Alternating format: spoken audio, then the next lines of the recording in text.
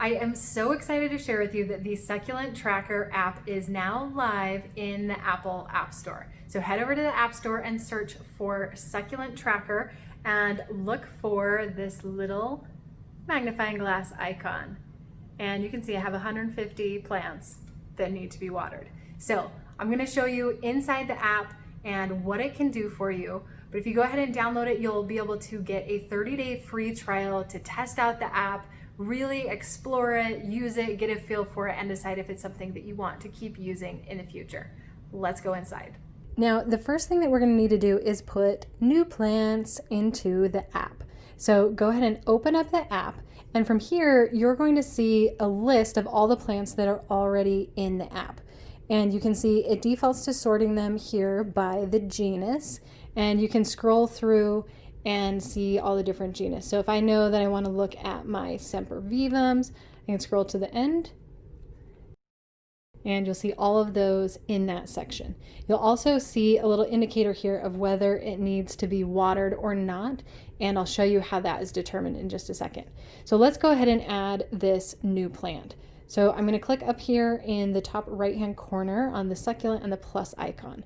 It's going to give me an option to use a camera or my photos. Since I don't have a picture taken of this plant yet, I'm going to select camera. I'm going to go ahead and take a photo. Decide if you want to use it or retake it. And then here you can zoom in and move the image around however you would like. And once you're happy with it, then you can click use this photo. Now from here, the plant is going to go into this new plants section. You can see all of these have an exclamation point, and the reason for that is because I have not put in a name of the plant yet. So it's fine if they're in there, they are still saved to your collection, but you'll want to add a name of some kind. So I'm going to go ahead and tap on this one, and then you can look at the plant name lookup, and here we just have a list of common succulent varieties. So I'm going to go ahead and search, and I'm pretty sure that this one is not in there. So it's called Elf Aloe. So there's no match. Switch to manual entry. Yes. So here it's going to let me type in the genus aloe, and then this one is a cultivar. So it is Blue Elf. Helps if I can spell.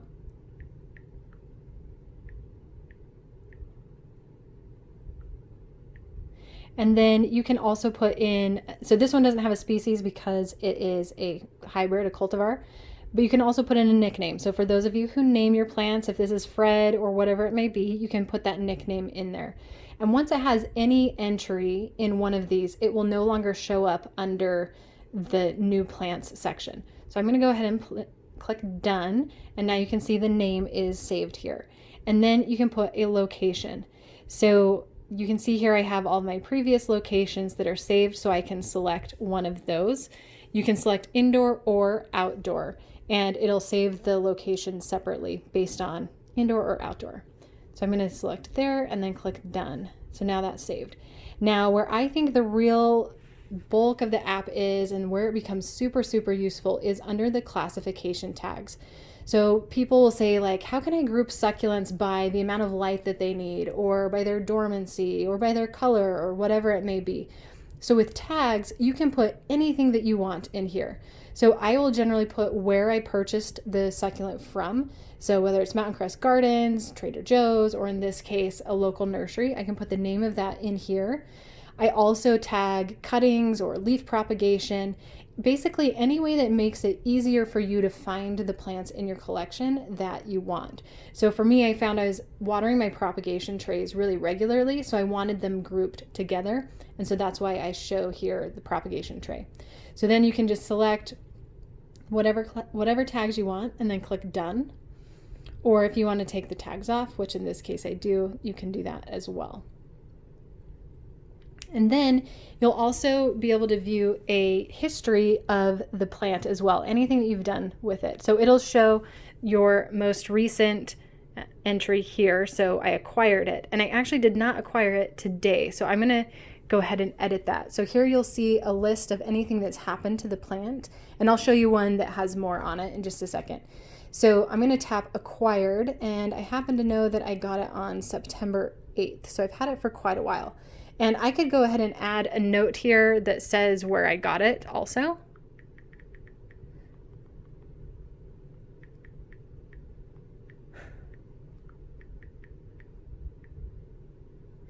And then once my note is done, I can click done.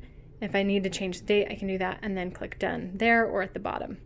And now you can see it's updated that task or that action item. You can also view all of the photos. So the great thing is you can have a history of photos here. So if you photograph this regularly over time, you can see the progression of the plant, which is super cool. And from this screen, you can also add a photo or you can record an action for the plant. And we'll talk about those in just a second. So that's the main section of this plant view. So you can look at the name of the plant, the location, tags, and the history. Now, the fun part comes in with the watering. So as you can see here, it says it doesn't know how many days ago it was last watered. If I tap this right now, it is going to mark it as watered. You'll see here now in the history that it shows as watered today. Or because I haven't watered it today, I can go ahead and delete that event also. Once the event's been deleted though, it is gone forever, so make sure you're only deleting it when you actually want to. And then you can also set a watering reminder or a watering schedule for the plant. So maybe since this one is so large, we'll do it every 3 weeks to start. And then over time, as you begin watering the plant, the app will automatically create an average of the watering time, which is super cool. So if you just set this to the very beginning where it says water is needed, the app will automatically figure out for you how often you're watering the plant on average. And then also from this screen, you can add new photos or change the thumbnail photo here or view the photo history, export the photo. So I can view the photo history, see that there, or if I want, I can add a new photo or export the photo and save it to my camera roll. You can also record actions. So you can take a new photo, you can record that you watered it, that you treated it for bugs, fertilized, pruned, or repotted it, or just make a note. And with any of these, you can change the date and you can also add a note to that action. So this becomes a really powerful way to keep track of everything that you're doing with your succulents and just making notes of anything that happens. So you don't end up wondering, wait, did I spray that for bugs a week ago or was it 2 weeks ago? Or did I water it, 2 days ago or a week ago? So it can all be saved in here in the app.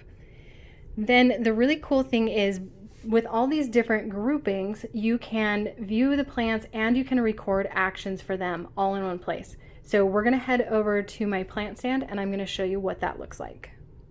Here you can see the propagation section of my plant stand. So we have a couple propagation trays and then also all these little babies that have been propagated from leaves. So in the app, I want to mark that I watered them today. So there's a couple ways I could do this. I could go to water and then I could look for ones that need watering today and I could go in and I could manually mark that it had been watered. Or I could go find each of those individual plants again and mark that it had been watered. But the faster way to do this is to go into a tag or a location or a genus, or you can simply, if you water everything that's in the watering today category, you could mark it there. But I'm going to show you in tags because that's how I tend to do this the most. So I'm going to click on leaf propagation.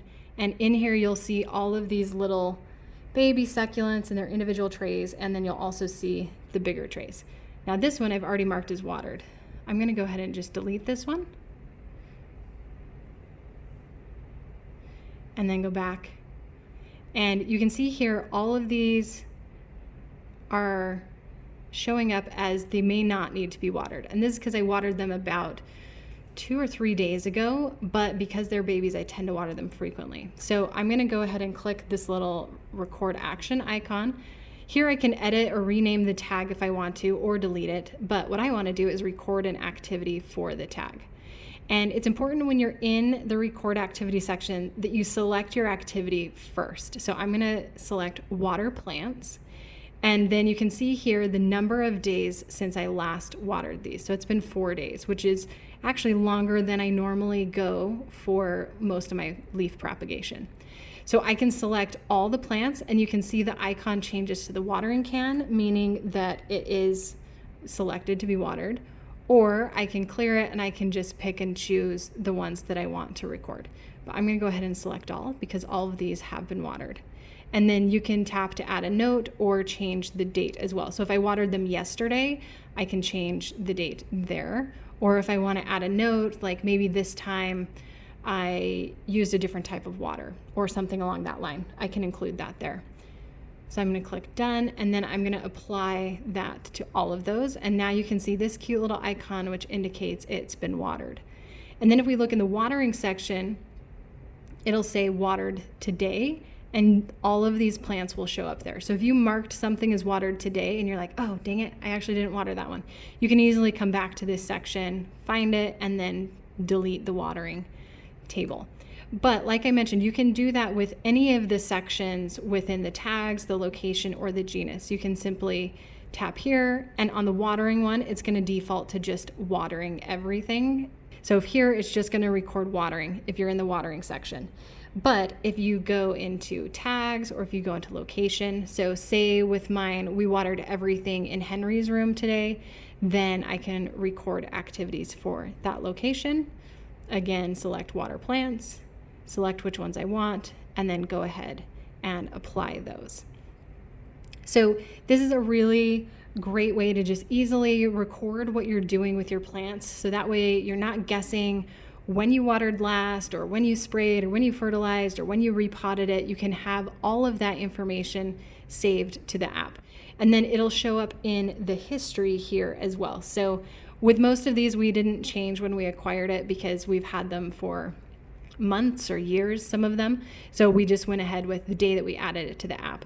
And then you can see the most recent waterings. So you can see here it shows the average number of watering, and the app will automatically calculate this for you. So it'll just take the different times you've watered it and the average number of days between watering. So this will constantly update as you add more watering actions to the plant. So some of these, like if we go back to my propagation trays, you can see here the average watering is every 4 days. And if we go back and look at the history, you can see all of these times that I have added, that I've watered the plants. So there's lots of different ways that you can use this to keep track of your succulents.